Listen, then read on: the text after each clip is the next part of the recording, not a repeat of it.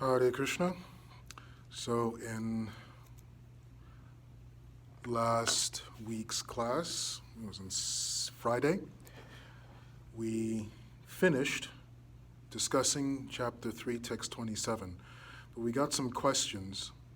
Sorry, it wasn't Friday, it was Sunday's class. We got some questions on Facebook. One person asked, what do you mean by, just because I mentioned that I would classify myself, if I had to classify myself, I would classify myself as a practicing agnostic. And her question was, exactly what do you mean by a practicing agnostic? And she goes on to ask another question, which was, isn't our belief in Krishna based on our own personal development and progress in spiritual life regarding our chanting, our sadhana, and our seva? So I'll address those two, and then we'll go on, if we have time, into the verse for this week is chapter 3, text 35. So when I call myself a practicing agnostic, it's really about being true to definitions of those terms: theism, atheism, agnosticism, and so on. And recognizing that sometimes there can be a kind of dogmatic sharing of spirituality and religion where claims have been made that, yes, there is proof of God. Now, of course, we have to define these terms. First of all, you have to define God.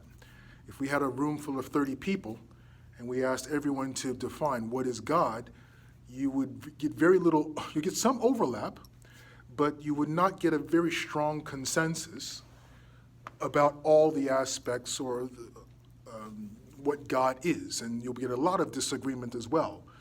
Some people thinking God is this feature, that feature. So the very definition of God is going to be problematic when we try to empirically prove the existence of him or her, right? Proof, we know, is clearly defined as something that is replicable, right? Proof of concept means you create something that is according to scale but is much smaller, and you work through all of the mechanical or even electrical engineering bits, whatever the issue may be, you work all those things out, and you have proof of concept. That means when you go to full scale, it should work just as it did on small scale. Proof of God is similarly understood and can be described. To say we have proof of God means that it should be replicable, right? If I can claim that I can prove the existence of God through a particular process, then if someone else takes up the very same process, they should have the very same experience. That's not the case. So by the definition of what science calls as empirical proof, that, at least as far as I know, cannot be applied to God. So one cannot say, I have scientific proof that God exists. You cannot say that. God is not defined, and the standard of proof does not achieve that, does not validate that claim. We can all say we believe in God, and I do. I say I believe in Krishna, I believe in God, absolutely. I've had personal, subjective experiences in my practices of spirituality that led me to take the next step in my spiritual development.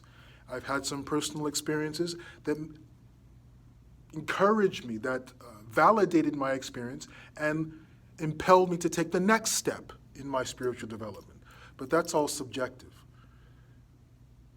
I can tell the person next to me, you do it like this, I had this experience. If you do it like this, you'll get the same experience. And we all know, those of us who've been practicing bhakti yoga, we all know that our experiences are all over the place in terms of chanting 16 rounds a day, right? Some people, they chant 16 rounds a day and their hair is standing on end. For some of us, we chant 16 rounds a day and we're falling asleep.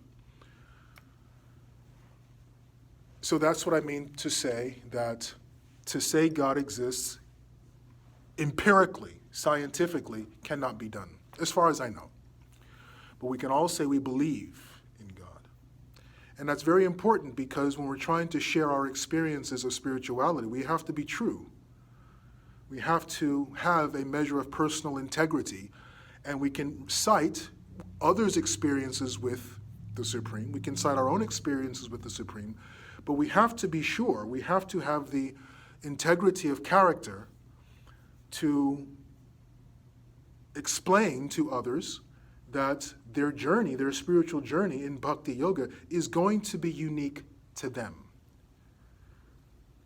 The process is there, we recommend the process, but their journey is going to be, the experiences are going to be unique to them. They're not transferable in that sense, and they're not, my experiences are not in that way replicable as a formula, as a result of a formula. When I say I'm a practicing agnostic is because I say I do not, and I will never claim to have proof of God or claim that I've experienced God, right? So in that sense, I'm an agnostic. I can very, very confidently say, no, I don't have proof of God. When I say I'm a practicing agnostic is when I say that I'm trying to find proof of God. I'm trying to find, at least for me, the existence, the experience of God. So I'm a practicing agnostic. I'm not giving up on the various sadhanas, sevas, as things are prescribed for developing realization, God realization. I endeavor, I pursue those practices. That's my practicing agnosticism. I don't have proof yet. I cannot say, I've been chanting rounds almost my entire remembered existence. My hair is not standing on end, and Krishna has not appeared before me as he did before Dhruva Maharaj. Dhruva Maharaj achieved what he achieved in 6 months. Of course, I have never come close to doing what Dhruva Maharaj did, of course. But Prahlad Maharaj, right, he chanted purely, and Krishna jumped out of a pillar. So that's what I mean when I describe myself as a practicing agnostic. I have no proof of God. I have some personal experiences, and those personal experiences have impelled me to continue to search, to investigate. We talked about this, right? Atato Brahma Jignasa, that inquiry, that investigation into the absolute truth. So that I can say, investigate into the absolute truth, there will be some experiences will come, and investigate further, and investigate further. So that's my description of myself as a practicing agnostic. To answer her second question, when she said, isn't it based on our personal maturity in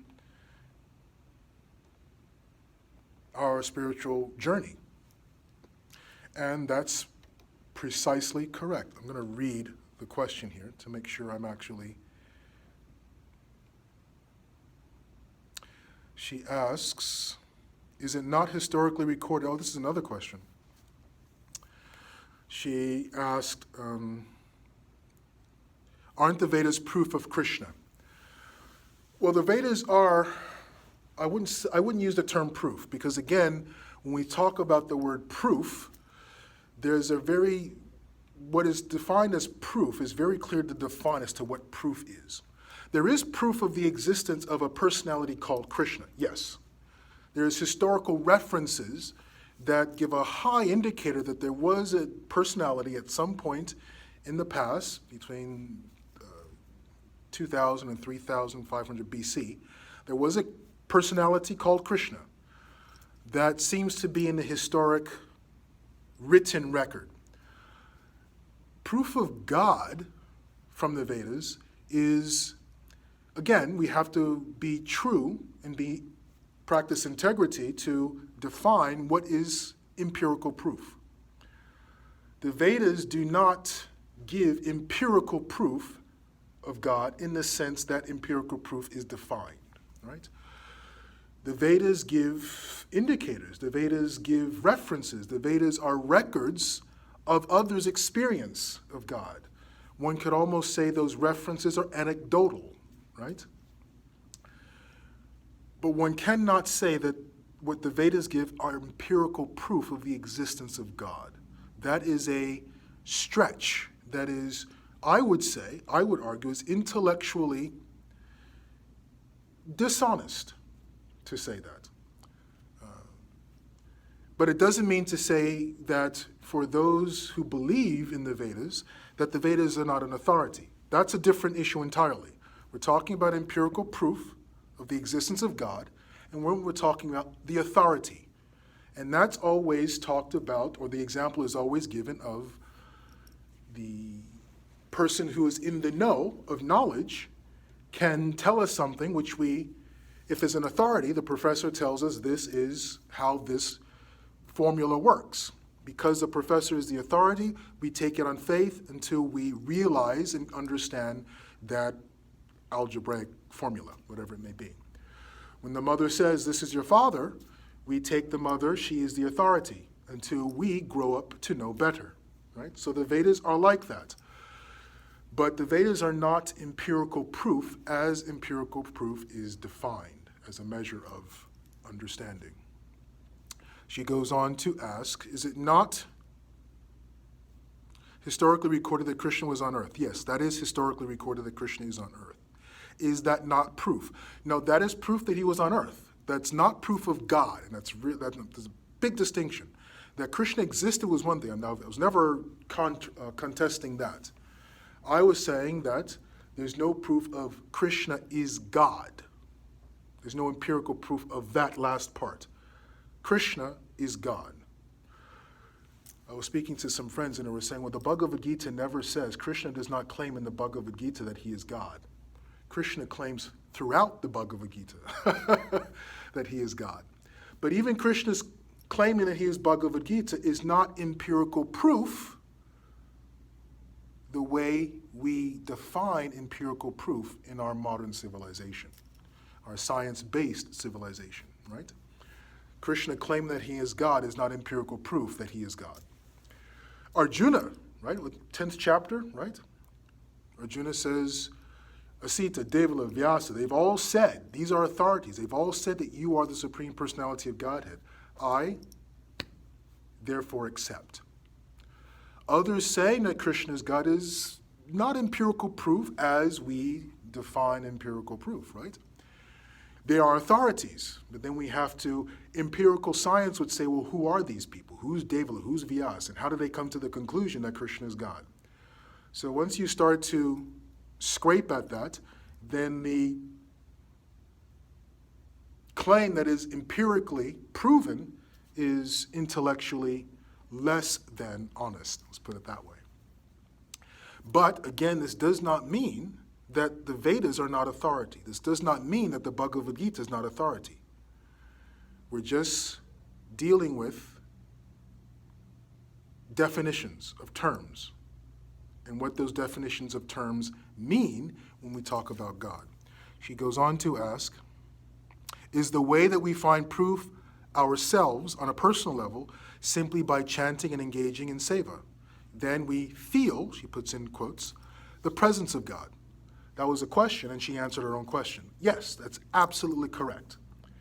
Our proof of God is subjective. It is our own individual proof that is not transferable to another. And we gain that experience, we gain that proof for ourselves by sadhana and seva. So I hope that helped. If you have any questions, just, again, put it in the chat, in the comments, and I'll address it in the following class. So tomorrow we don't have time today, but tomorrow we'll start exploring verse 35 of chapter 3. Hari Hari.